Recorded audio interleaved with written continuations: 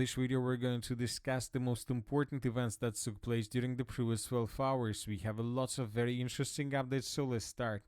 And first, we're going to talk about Poland. According to information we have, the NATO countries decided to strengthen their eastern flank. The Polish defense minister said that France and Great Britain are offering to send Rafale and Eurofighter fighters to Poland. At the same time, Zelensky, speaking in Kiev today, said that Russia attacked Poland with drones so that Ukrainian allies would think about their own defense and supply fewer air defense systems to Ukraine itself before the onset of winter. Later, this information was confirmed by the president of France, Macron, announced that France will send 3 Rafale fighters jets to patrol NATO's eastern flank following the drone incident in Poland. Furthermore, according to information we have, Poland is going to deploy up to 40,000 troops on the border with Belarus and Russia. So they deployed these troops due to the beginning of the military exercises by the name of West 2025 that's today started on the territory of the Republic of Belarus. Now we see that more and more interesting updates are coming from this country between the European Union and the Russian Federation. I would like to remind you that just yesterday we got reports that the special representative, Trump's special representatives, arrived to Minsk, and he had a meeting with the president of the Republic of Belarus. And we see that a lot of interesting agreements were reached. According to information we have, the United States of America will lift sanctions from the Belarusian company, air flight company. Furthermore, according to information we have, the Republic of Belarus released up to 52 prisoners, and there were the people and civilians of the European Union among them. So we see that despite the situation between the European Union and the Russian Federation and the Republic of Belarus, we see that the relations between the United States of America and these two countries are getting better and better. And today the president of the Republic of Belarus made another very important statement.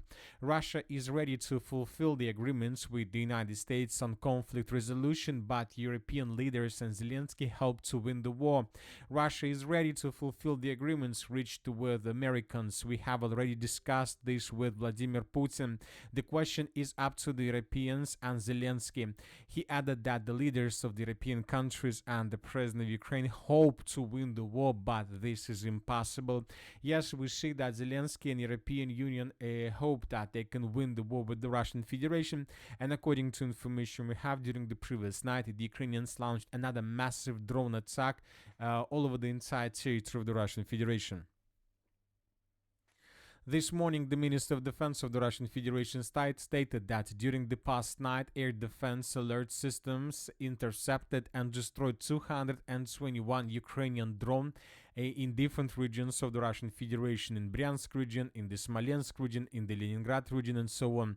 According to information we have, the Ukrainians were tasked to damage and to destroy as many as possible oil facilities, oil refineries, and so on. And as a result of those attacks, indeed, the Ukrainians managed to damage some oil refineries and facilities in the southern and in the western and in the northwestern part of the Russian Federation. One of the oil facilities was destroyed in the vicinity of the city by the name of St. Petersburg. So Ukrainians are trying to reduce Russian logistic capabilities by attacking the oil refineries, and since the beginning of this year, most likely the Ukrainians have already launched hundreds of attacks on these facilities, and they managed to achieve probably very good results when talking about military side of this situation. Most likely due to this situation, the Russians will attack Ukraine this upcoming night with hundreds of drones and missiles, dealing additional damage to Ukrainian energy facilities. And this is the reason why Zelensky is asking the European countries to provide him additional air defense systems, because he understands if he continues attacking Russian oil refineries, oil facilities, and many other objects of oil, let's say, infrastructure, this will lead to attacks from the Russian side, mainly to the Ukrainian energy power plants, which will at the end lead to complete collapse of the entire energy system of Ukraine. So that is why Zelensky needs to have air defense system, very powerful air defense system, not just somewhere along the border with Poland, but the system that can cover the entire territory of Ukraine. So this is going to be very interesting and probably very cold winter and cold autumn. Now let's discuss the situation on the ground. During the previous 12 hours, we got additional changes.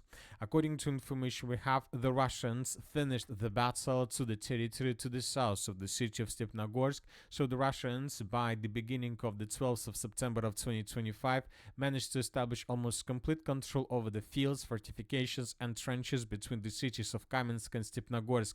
Now the Ukrainians are trying to consolidate their positions on the territory of Stepnogorsk with the purpose not to allow the Russians to move further in the northern direction. But obviously the Russians will do this in coming days. The Russians have already established complete FPV drone control over the main supply arteria that goes in the direction of Stepnogorsk. In this video we can see how another vehicle was attacked by Russian FPV drone. So this episode took place exactly in this area, and as you can see, this is the main supply arteria, M18 road that goes in the direction of the city of Stepnogorsk from the city of Zaporozhye. Now let's move further. Let's discuss the situation in the eastern Zaporozhye flank, where the Russians also continue their offensive operation. During the previous night, additional changes on the ground were recorded. I would like to remind you that just yesterday the Russians reported that the village of Sosnovka was taken by the Russians, and today we got report that the Russians managed to secure not just the village of Sosnovka but the territory around. So this is the situation by the end of the 11th of September, and this is the situation by the beginning of 12th of September. So as you can see, the Russians secured the village itself completely, especially its northwestern part, and the Russians began advancing in the southern direction towards the next layer of defense that lays between the villages of Ternovo and Verbovo. We're talking about this dense network of the fortifications. Furthermore, pro-Russian resources this morning reported that the village of Novonikolaevka also was taken by the Russians, and that currently the clashes are taking place for the village of Kalinovskaya. The Russians have already begun bombing this territory with aviation, with artillery, and with those flamethrower systems. So most likely there are very heavy clashes already for the territory of this settlement. The Russians, as you can see, are getting closer and closer to the road R85, and if Russians take under control the village of Kalinovsky, then the distance to the road R85 would be less than 80 kilometers, more precisely 17 kilometers and 580 meters, which is very, very close. Probably not enough to establish complete fire control, but obviously the control is going to be much better in comparison with the previous days. Now let's move further and let's discuss the situation in the Pokrovsk direction, where the situation remains tense. According to information we have, after the fall of the village of Vodachna, the Russians, I would like to remind you, secured the territory of the settlement several days ago. The Russians began preparation before further offensive operation, this time in the northern direction towards this mine, the mine of Pokrovsk, the strategical position, the strategical defense point of the armored forces of Ukraine. If Ukrainians lose control over this territory, most likely another flower will bloom, and the Russians will be able to advance further in the northern direction, almost till the road of M30 and the settlement of Sergeyevka. As for the previous 12 hours and 24 hours, the Russians began bombing this territory significantly, trying to destroy as many as possible Ukrainian positions and to prepare themselves before the beginning of another rush in the direction of the area. So the Russians were bombing these facilities. Most likely the Russians are preparing themselves before the beginning of this offensive operation. Once again, if this territory falls, the Russians will establish complete FPV drone control over the M30 road, because the distance between these facilities and the road is less than 7 kilometers, just 6 kilometers and 210 meters, which means that nothing will be able to walk through this road without being hit from the Russian forces. As for the northeastern flank, as for the area of Russian breakthrough, the Ukrainians continue their counter-offensive operation, and during the previous 24 hours, during the previous night, additional changes were recorded. For example, this is the situation by the end of the 11th of September, and if you remember, according to pro-Ukrainian mappers and according to neutral mappers, the Ukrainians managed to improve their positions around the village of Volodymyrovka and to expand the gray zone towards the settlement by the name of Novotaretskaya. And today we got additional changes, this time published by pro-Ukraine neutral mappers, and according to them, the Ukrainians began counter-offensive operation from the village of Sofievka towards the settlements of Poltavka and Rusin Yar. So these territories were recaptured by the Ukrainians, so the Russians were forced to fall back according to these mappers. So we see that despite the fact that we haven't received almost anything from this area since the let's say 15th of August of 2025, now we start receiving more and more updates, and according to these updates, according to neutral mappers and pro-Ukraine resources, we see that now the initiative is falling in Ukrainians' hand. We're not saying that the Ukrainians have complete initiative, but it seems that the situation right now is something like 55% to 45% in Ukrainian favor. Anyway, let's wait and see what is going to be next, because obviously the Russians will not allow this to happen. So we're talking about losing of this foothold, strategical foothold to the northeast of the city of Pokrovsk and the entire Pokrovsk agglomeration, because without these positions, Russians will have less chances to establish control over the city of Pokrovsk. And probably this is the reason why the Russians are about to begin offensive operation from the western flank of the city, with the purpose to force the Ukrainians to redeploy additional reinforcements and reserves in this area, which will reduce their pressure in this area.